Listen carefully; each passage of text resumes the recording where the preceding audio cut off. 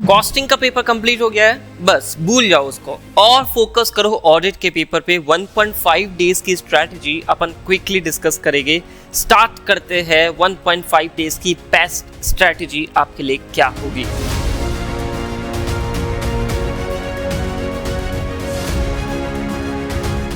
तो देखो, अगर मैं 19 तारीख की बात करूं, 19 तारीख आपके लिए बहुत इंपॉर्टेंट है क्योंकि भाई कॉस्टिंग का पेपर आप दे के आ गए हो, कैजुअल बिल्कुल नहीं होना है।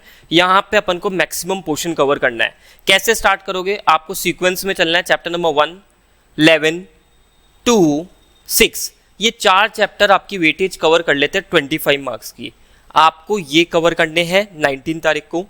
और अगर आप रात में लेट तक पढ़ते हो तो आप के लिए एक एडिशनल चैप्टर नंबर 7 भी आपको कवर करना है, जो कि अराउंड 10 to 12 मार्क्स का है।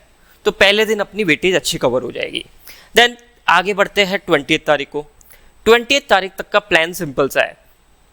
11 बजे तक आपके 1, 11, 2, 6, 7 और 3 ये पूरे कंप्लीट हो जाने चाहिए। जैसे क्या, सपोज करो आपने पिछले दिन में ही ये चैप्टर्स कवर कर लिए तो आपको आराम से उठ के एक चैप्टर कवर करना है। और अगर आप जल्दी सोने वाले बच्चे हो तो आपको अगली सुबह उठ के चैप्टर नंबर 7 और 3 11 बजे तक कवर करना है। ठीक है सर। देन थोड़ा सा ब्रेक लो, खाना वाना खाओ, आधे पौन घंटे की पावर नैप ले लो ताकि अपन एनर्जी के साथ में वापस पढ़ पाए।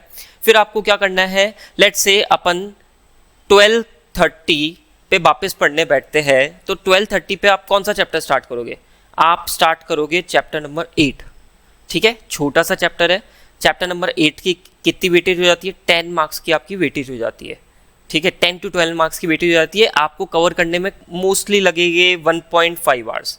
पूरा का पूरा कवर हो जाएगा, इसमें कारो भी आपका कवर हो जाएगा।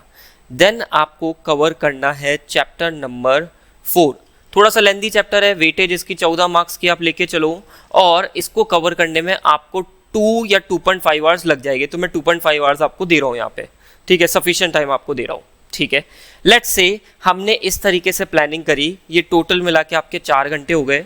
और आप सपोज करो 5:30 तक आप पूरे के पूरे क्या क्या कवर कर लेते हो मेरे साथ में? 1, 11, 2, 6 25 नंबर की वेटेज। चैप्टर नंबर 7 और 8 भी हो गया। इन दोनों की वेटेज अराउंड 20 to 24 नंबर की है। और चैप्टर नंबर 3 और 4 हो गया, इन दोनों की वेटेज अराउंड 28 नंबर की है। तो मैक्सिमम पोर्शन आपका 5:30 बजे तक कवर हो जाएगा।